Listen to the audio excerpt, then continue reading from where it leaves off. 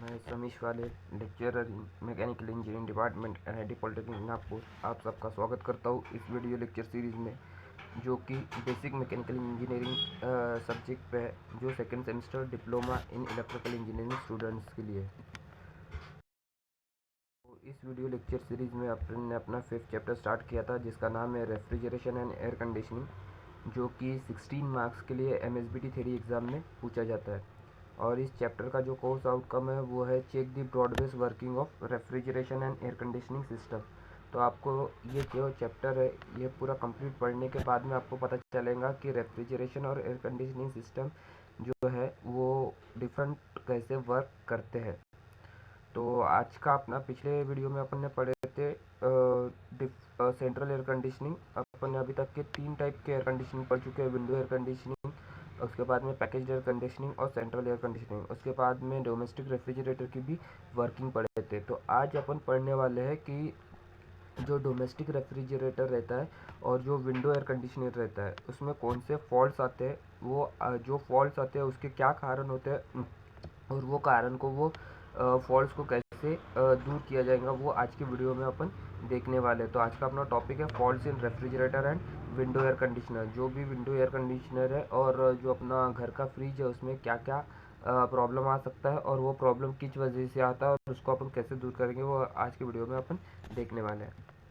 तो आज का वीडियो अपना स्टार्ट करने के पहले देख लेते हैं कि आज के वीडियो के लर्निंग आउटकम्स क्या है। तो after completing of this video lecture, learner will be able to different know the different causes and their remedies in refrigerator and air conditioning. तो डिफरेंट जो भी कॉजेज़ है और देयर रेमेडीज, उसके ऊपर में जो सोल्यूशन है, जो डिफरेंट प्रॉब्लम्स आते हैं और उसके ऊपर के जो सोल्यूशन है, रेफ्रिजरेटर और विंडो एयर कंडीशनिंग में कौन से डिफरेंट प्रॉब्लम्स आते हैं और उसको अपन कैसे सॉल्व करेंगे, वो आज की वीडियो में अपन पढ़ने वाले हैं। उसके बाद में जो पीओ एंड पीएसओ मैपिंग है वो एक बार देख लेते हैं। तो मैंने इसके पहले भी बताया है, पीओ बोले तो होता है प्रोग्राम आउटकम और पीएसओ बोले तो होता है प्रोग्राम स्पेसिफिक आउटकम। तो आज के वीडियो में जो पीओ मैप हो रहा है वो सबसे पहले पीओ 1 मैप हो रहा है, that is basic and discipline knowledge. तो आज की वीडियो से आपका बेसिक और डिसिप्लिन नॉलेज बढ़ेगा, तो इसलिए ये पीओ मैप हो रहा है। देन नेक्स्ट पीओ जो मैप हो रहा है वो है PO 4, that is engineering tools experimentation and practices. तो ये जो चैप्टर है इससे रिलेटेड आपको प्रैक्टिकल्स है जो कि, तो इसीलिए ये पीओ नंबर 4 जो कि प्रैक्टिकल से रिलेटेड होता है, इसलिए ये आज की वीडियो में मैप हो रहा है। Then PO 6 that is project management. तो आप जो प्रैक्टिकल्स करने वाले हो वो प्रैक्टिकल्स आपको इंडिविजुअली करना पड़ेगा, आपको लिखना है। उसके बाद में आपको माइक्रो प्रोजेक्ट करना है, तो माइक्रो प्रोजेक्ट का आपको सेमिनार देना पड़ेगा। तो ये सारी चीज़ें ये प्रोजेक्ट मैनेजमेंट के अंदर में आती है, इसलिए पीओ 6 मैप हो रहा है। एंड लास्टली जो पीओ मैप हो रहा है वो है PO 7, that is life long learning. तो जो भी आप आज की वीडियो में पढ़ने वाले हो ये आपको लाइफ लॉन्ग लर्न रहेगा, इसलिए ये आपका पीओ आज की वीडियो में मैप्ड हो रहा है। क्लियर है? तो चलो आज का अपना टॉपिक सॉल्व करते हैं, that is faults in refrigerator. तो जो अपने घर की फ्रिज है उसमें कौन से प्रॉब्लम आ सकते हैं वो अपन देखते हैं। तो अगर आप नॉर्मली देखते होंगे तो जब मैंने आपको फ्रिज की वर्किंग पढ़ाया था तो मैंने तब बताया था कि फ्रिज में जो सबसे मेन कंपोनेंट होता है वो होता है आपका कॉम्प्रेसर। अगर कॉम्प्रेसर चलना बंद हो गया तो क्या हो जाएगा कि अपना फ्रिज काम करना बंद कर देगा। तो अगर आप आपके घर की फ्रिज में देखे होंगे कि बहुत सारे कभी कभार प्रॉब्लम आते हैं कि जो आपकी घर की फ्रिज है वो काम नहीं कर रही है। अब चालू तो है, चालू रहती है पर कभी कभार काम नहीं करती है बराबर, ठंडा नहीं करती है सामान को, या फिर कभी कभार चालू ही नहीं होती है। तो उसके क्या क्या प्रॉब्लम आ सकते हैं। तो सबसे पहला फॉल्ट जो आता है वो कंप्रेसर में, कंप्रेसर डू नॉट स्टार्ट। अगर अपना कंप्रेसर फ्रिज के अपने घर का जो फ्रिज है उसका अगर कंप्रेसर चल ही नहीं रहा है, अपने घर का जो फ्रिज है उसका अगर कंप्रेसर चल नहीं रहा तो उसके क्या कारण हो सकता है। अगर कंप्रेसर ना चलने के क्या कारण हो सकते हैं, सबसे पहले तो सप्लाई इज़ नॉट ओके। जो भी अपन रेफ्रिजरेटर है, जो अपने घर में फ्रिज है उसमें जो अपन सप्लाई देता है, जो इलेक्ट्रिसिटी सप्लाई देता है वो पूरे फ्रिज में सिर्फ एक ही डिवाइस को दिया जाता है जो कि रहता है कंप्रेसर। अगर अपना सप्लाई बराबर नहीं है तो कंप्रेसर अपना चलेगा ही नहीं। तो उस केस में अपने को सप्लाई अगर बराबर नहीं तो उस केस में उसको सॉल्व करने के लिए, उसको सुधारने के लिए क्या करना पड़ेगा, एक तो अपने को चेक करना पड़ेगा कि वो सप्लाई, इलेक्ट्रिकल सप्लाई का जो वायर है वो अगर कट वगैरह तो नहीं हो गया, या फिर जो प्लग है वो ख़राब तो नहीं हो गया, जो सॉकेट में अपन लगाया वो ख़राब तो नहीं है। तो अपने को उसको चेक करना पड़ेगा इलेक्ट्रिक सप्लाई को, और अगर कुछ ख़राब है तो उसको क्या करना पड़ेगा, अपने को रिपेयर करना पड़ेगा। अगर कुछ ख़राब है तो अपने को रिपेयर करना पड़ेगा। तो ये अपना सबसे पहला कॉज हो सकता है कंप्रेसर नहीं चालू होने का।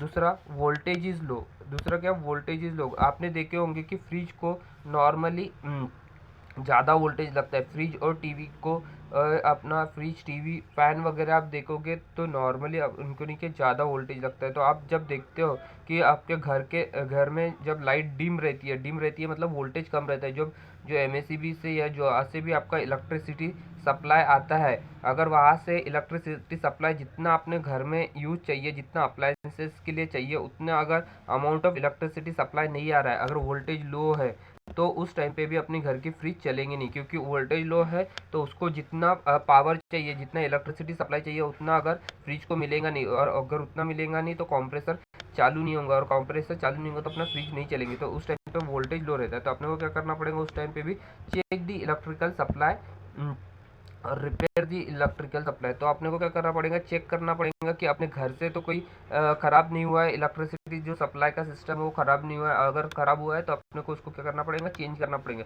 या फिर हो सकता है कि अगर अपना इलेक्ट्रिसिटी सप्लाई अपने घर का बराबर है, पर जहाँ से अपने को इलेक्ट्रिसिटी आ रही है वहाँ से ख़राब है, तो वो लोग जब तक के उसको ठीक नहीं करेंगे तब तक के अपने घर का फ्रिज चालू नहीं होगा। तो ये दो कॉजेज है अपने कंप्रेसर स्टार्ट ना होने के।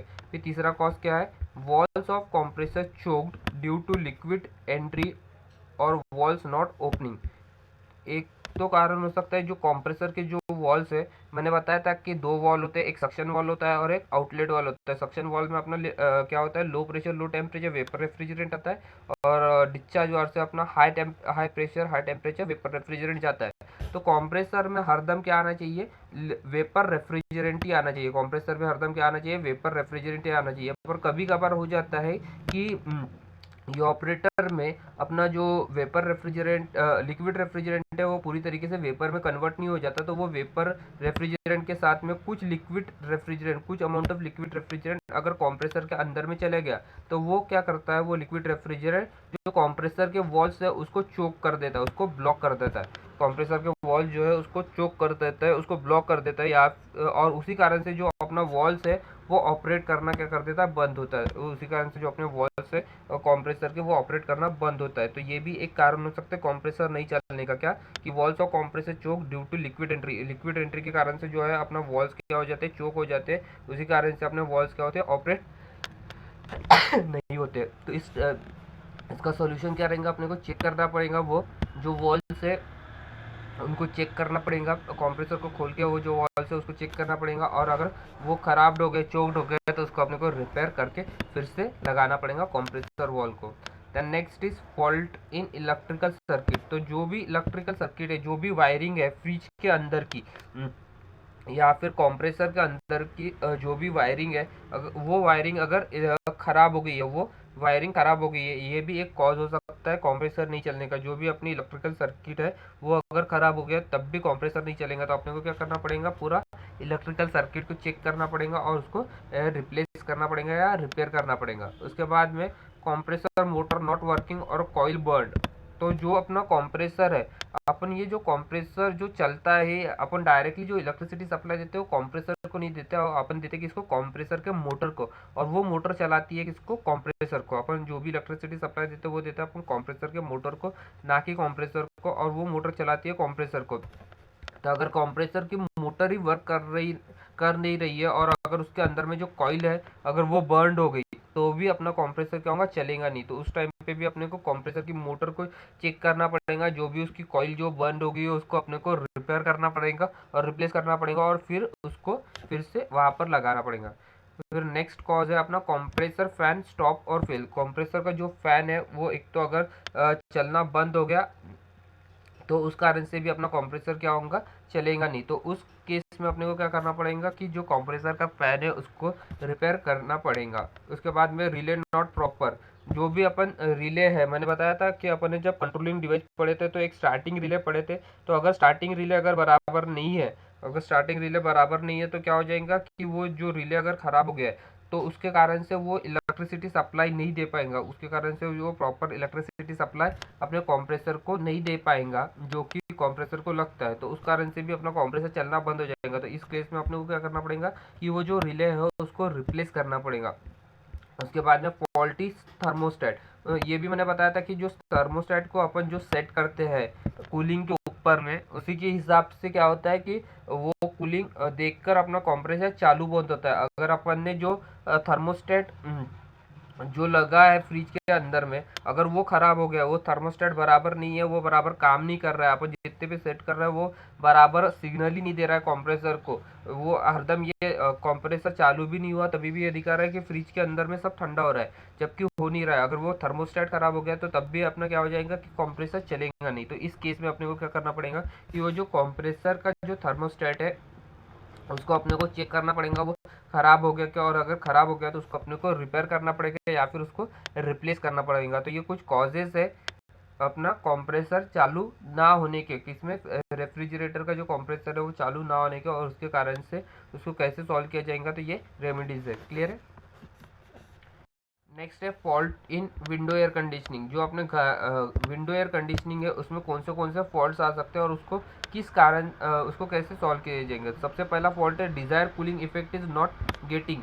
जितना अपने को ठंडा चाहिए कंप्रेसर, जितना अपने को रूम को ठंडा करना है, अपने को अगर 22 डिग्री के ऊपर में ठंडा करना है, अपन ने उसको सेट कर दिया कि मेरे को 22 डिग्री चाहिए करके, तो उतना अगर ये कॉज है, ये अपना क्या है, ये अपना क्या है एक कंडीशन है कि desire cooling effect not getting, ये कॉज है अपना कि डिज़ायर कूलिंग इफेक्ट नहीं मिल रही है। ये किस कारण से नहीं मिल रही है, इसका क्या है चार्जिंग, इसके लिए अपने को क्या करना पड़ेगा, charging of gas is required. अगर अपनी जितनी ठंडी अपने को जितनी कूलिंग चाहिए अगर उतनी कूलिंग नहीं चाहिए, नहीं मिल रही, तो मतलब क्या है कि वो जो सिस्टम है, जो विंडो एयर कंडीशनिंग सिस्टम है, उसके अंदर की जो गैस है वो जितनी चाहिए, जितना रेफ्रिजरेंट चाहिए उसके अंदर का, वो रेफ्रिजरेंट उतना पूरा प्रॉपर अमाउंट में है नहीं। अगर उतना प्रॉपर अमाउंट में नहीं है तो अपने को अगर पूरी उतनी कूलिंग चाहिए तो अपने को क्या करना पड़ेगा, चार्जिंग करना पड़ेगा किसको, गैस को, वो सिस्टम के अंदर में। Charging of gas is, charging करना इज नथिंग बट क्या है कि वो जो गैस है जो उसके अंदर की कम हो गई है विंडो एयर कंडीशनिंग के अंदर की, वो गैस को अपने को क्या करना पड़ेगा, फिल करना पड़ेगा। तो अपने को टेक्नीशियन को बुलाना पड़ेगा,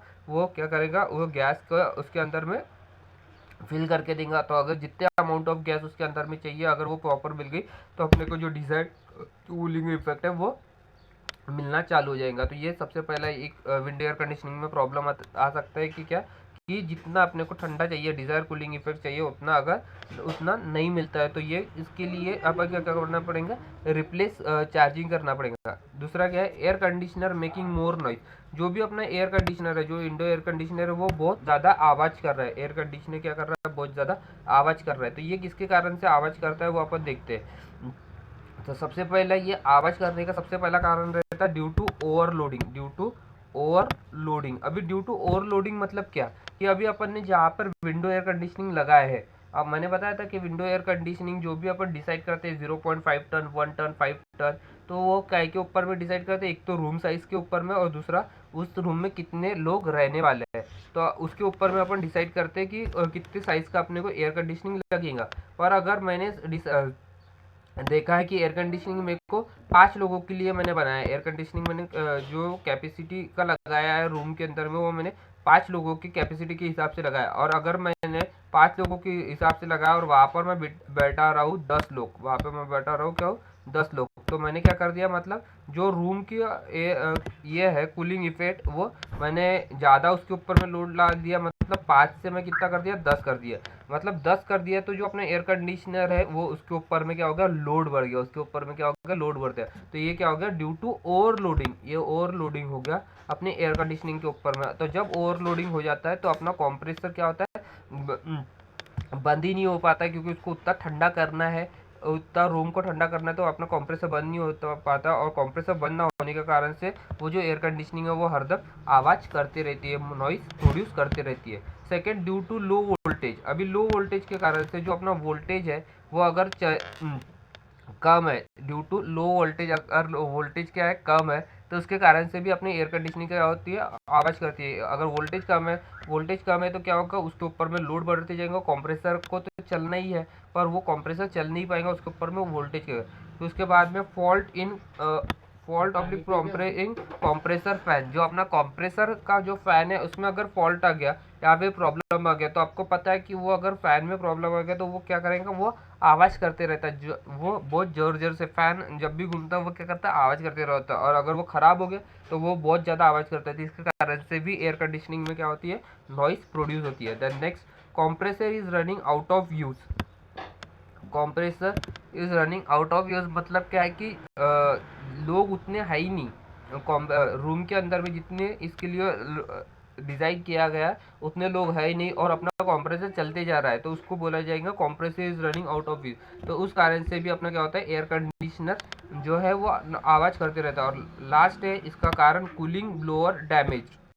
तो कूलिंग ब्लोअर डैमेज मतलब क्या कि जो अपना ये ऑपरेटर के पीछे में जो ब्लोअर लगाया है, मैंने एयर कंडीशनिंग जब पढ़ाया था तब बताया था कि एक कंडेंसर के पीछे में फ़ैन लगा रहता था और एक ब्लोअर के पीछे में फ़ैन लगा रहता था। अगर वो ब्लोअर जो लगा हुआ है ये ऑपरेटर के पीछे जो ब्लोअर लगाया हुआ है वो अगर ख़राब हो गया, डैमेज हो गया, तो वो भी क्या करेगा, आवाज़ करना चालू करता है। इसके कारण से अपने एयर कंडीशनिंग में भी आवाज़ आती है। तो ये एयर कंडीशनिंग में नॉइज, विंडो एयर कंडीशनिंग में नॉइज़ आने के ये क्या हो गए, कारण होंगे, जैसा ओवरलोडिंग, उसके बाद में कंप्रेसर फैन नहीं चल रहा है, compressor out of running, blower damage हो गया, ये क्या हो गया, कॉजेज हो गए। और इसको सॉल्व करने के लिए, ओवरलोडिंग है तो अपने को क्या करना पड़ेगा, उसका लोड कम करना पड़ेगा, वोल्टेज कम है तो उसको वोल्टेज को चेक करना पड़ेगा, कंप्रेसर फैन अगर खराब हो गया है तो उसको चेक करके रिप्लेस करना पड़ेगा, कंप्रेसर आउट ऑफ रनिंग है तो उसको बराबर प्रॉपरली सेट करना पड़ेगा, ब्लोअर फैन अगर डैमेज हो गया तो वो ब्लोअर फैन को भी अपने को करना पड़ेगा, प्रॉपरली सेट करना पर उसको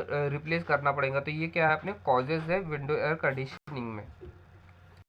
नेक्स्ट कॉज देखते हैं कि विंडो एयर कंडीशनिंग में क्या हो सकता है, unit is not running.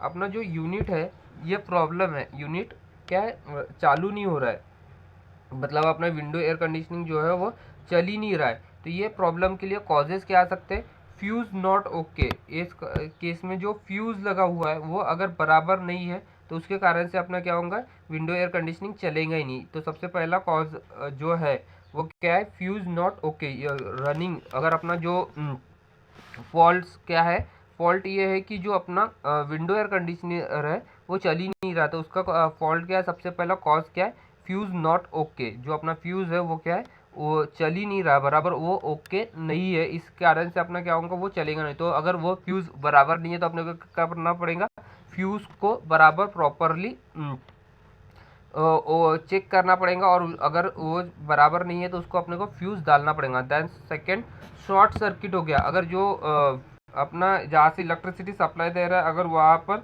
Short circuit हो रहा है, अगर वहाँ पे शॉर्ट सर्किट हो गया, अगर शॉर्ट सर्किट हो गया तो भी अपना क्या होगा, उसको इलेक्ट्रिसिटी सप्लाई नहीं मिलेंगी, विंडो एयर कंडीशनिंग को तो चलेगा क्या नहीं। तो अपने को जो यहाँ पे भी शॉर्ट सर्किट हो गया वो उसको अपने को बराबर उसको रिपेयर करना पड़ेगा या रिप्लेस करना पड़ेगा। उसके बाद में thermostat not set to cool position, ये भी एक कॉज हो सकता है कि जो अपन ने थर्मोस्टेट जो सेट किया है वो जितनी अपने को ठंडा चाहिए उतने पोजीशन के ऊपर में सेट ही नहीं है, और अगर वो बराबर सेट नहीं किया है तो अपना कंप्रेसर चालू नहीं होगा, और अगर कंप्रेसर चालू नहीं होगा तो अपना पूरा सिस्टम चालू नहीं होगा विंडो एयर कंडीशनिंग। तो ये एक कॉज हो सकता है क्या का, यूनिट नॉट रनिंग का। तो थर्मोस्टेट अगर बराबर सेट नहीं है कुल पोजीशन के ऊपर में तब भी अपना जो यूनिट है वो चलेगा नहीं। उसके बाद में कंप्रेसर फील्ड, जो यूनिट जो विंडो एयर कंडीशनर है अगर उसके अंदर का कंप्रेसर ही बंद हो गया, उसके अंदर का कंप्रेसर ही ख़राब हो गया तो वो भी अपना जो है अपना विंडो एयर कंडीशनर वो चलेगा नहीं। तो अपने को क्या करना पड़ेगा, इस कंडीशन में कंप्रेसर को एक तो रिपेयर करना पड़ेगा या फिर रिप्लेस करना पड़ेगा। उसके बाद में सोलोनाइट not working etcetera. सोलोनाइट not working मतलब जो भी वॉल्स है जो अपने को कंप्रेसर को जो इंफॉर्मेशन देते हैं कि इतना पोजीशन के ऊपर में इतना अपने को ठंडा अपने को ठंडा चाहिए अंदर में इतने टेम्परेचर अपने को ठंडा करना है, अगर वो जो सेंसर्स है अगर वो बराबर प्रॉपरली वर्क नहीं कर रहे तब भी अपना क्या होगा, यूनिट चलेगा नहीं। तो वो अपने को उस टाइम पे वो जो सेंसर्स है उसको अपने को क्या करना पड़ेगा, रिप्लेस करना पड़ेगा। तो ये कुछ कॉजेस है यूनिट नहीं चलने के। देन लास्ट है throw of condition air in room is with bad odour and dust. तो जो भी रूम के अंदर में जो एयर आ रही है वो उसका क्या है, बैड ऑर्डर है। बैड ऑर्डर मतलब उसकी गंदी बास आ रही है उसमें से, या फिर डस्ट आ रहा है। तो ये इसका कारण क्या हो सकते हैं? तो सबसे पहला कि फिल्टर्स आर चोक और रस्टेड और नॉट क्लीन।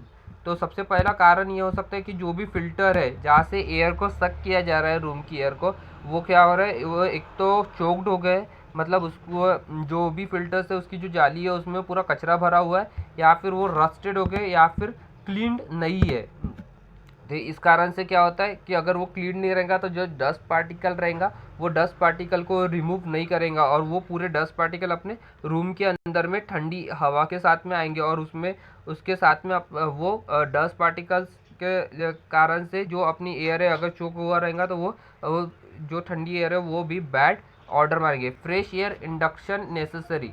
कभी कभार क्या होता है कि कॉस्ट ये भी होता है कि जो अपनी रूम की एयर है वो बहुत ही ज़्यादा रीयूज्ड हो गई है, बहुत पैक्ड हो गई है, और जो एटमॉस्फेरिक एयर है, फ्रेश एयर है, वो अगर नहीं आ रही है उसके कारण से भी क्या होता है, गंदी स्मेल आना चालू होती है, डस्ट पार्टिकल आना चालू होते हैं। तो इस कंडीशन में अपने को क्या करना पड़ता है कि जो थोड़ा सा फ्रेश एयर है वो भी उसमें इंक्लूड करना पड़ता है, आने देना पड़ता है। उसके बाद में contamination of smell in room itself. जो भी अपना रूम है जहाँ पर विंडो एयर कंडीशनिंग हो रही है वो रूम के अंदर में ही खराब बास है, कुछ चीज़ रखी हुई है जिसकी बास खराब आ रही है, तो उसके कारण से भी जो वही एयर क्या हो रही है, विंडो एयर कंडीशनिंग में जा रही है, तो वही एयर फिर से आएंगे तो वो भी उसके साथ में खराब बास आएंगी। तो contamination of smell in room itself, तो ये क्या हो गया, कॉज हो गया इसके। उसके बाद में gas cleaning gas leaking etcetera. जो भी अपना विंडो एयर कंडीशनर है अगर उसमें जो रेफ्रिजरेंट डाला है अगर वो लीक हो गया, तब भी अपनी क्या होती है, खराब बास आती है। अगर जो भी अपन ने विंडो एयर कंडीशनिंग में जो भी रेफ्रिजरेंट आ रहा है अगर वो लीक हो रहा है तो उसके कारण से भी क्या होती है, खराब बास आती है अपने रूम के अंदर में। तो अपने ये क्या हो गया, कॉजेज हो गए। इसको ये करने के लिए फिल्टर अगर ख़राब हो गया तो उसको अपने को क्या करना पड़ेगा, साफ़ करना पड़ेगा। फ्रेशर इंडक्शन के लिए अपने को थोड़ा सा रूम खोलना पड़ेगा, रूम का दरवाज़ा खोलना पड़ेगा ताकि बाहर की फ्रेश एयर भी अंदर आ सके। उसके बाद में contamination of cell in room, जो भी चीज़ अपन ने रूम के अंदर में जिससे बाहर आ रही है तो अपने को उसको क्या करना पड़ेगा, रिमूव करना पड़ेगा। अगर गैस लीकिंग हो रहा है तो अपने को क्या करना पड़ेगा, वो गैस को डिटेक्ट करना पड़ेगा कहाँ से लीक हो रहा है, और उसको लीक डिटेक्शन से लीकेज फाइंड आउट करना पड़ेगा और उसको सॉल्व करना पड़ेगा, उसका लीकेज को बंद करना पड़ेगा। तो ये कुछ कॉजेज है विंडो एयर कंडीशनिंग के। तो latest summarized what we have learn today. आज अपन ने क्या पढ़े वो एक बार समराइज कर लेते हैं। तो अपन ने सबसे पहले तो कंप्रेसर चालू, अगर फ्रिज का कंप्रेसर चालू नहीं हो रहा तो उसके क्या कारण है, उसके कॉजेज देखे और उसको कैसे सॉल्व करते हैं, उसके रेमेडीज देखे। उसके बाद में फ्रिज में कुछ कंडीशंस थी कि वो विंडो एयर कंडीशनिंग में कुछ कंडीशन थी तो उसके क्या कॉजेज हो सकते हैं वो देखे। तो सबसे पहला कि अगर कूलिंग इफेक्ट बराबर नहीं मिल रहा तो वो किसके कारण से नहीं मिलता और उसको क्या कारण हो सकता है। फिर उसके बाद में कंप्रेसर यूनिट चल नहीं रहा। उसके बाद में अपना एयर जो आ रही है ठंडी एयर उसमें बास आ रही है, डस्ट पार्टिकल्स आ रहे हैं, तो उसके क्या कॉजेज हो सकते हैं वो सारी चीज़ें अपन ने अभी तक के वीडियो में देखी है। उसके बाद में जो अपने पीओ और पीएसओ मैप हो रहा है आज के वीडियो में, वो कौन सा पीओ मैप हो रहा है, पीओ नंबर 1 मैप हो रहा है, PO4 मैप हो रहा है, PO6 मैप हो रहा है और PO7 मैप हो रहा है आज के वीडियो से। क्लियर है? तो थैंक यू। अगर किसी को भी कुछ भी डाउट है आज के वीडियो से तो आप मुझे डायरेक्टली कांटेक्ट कर सकते हो। Till than happy learning. Thank you.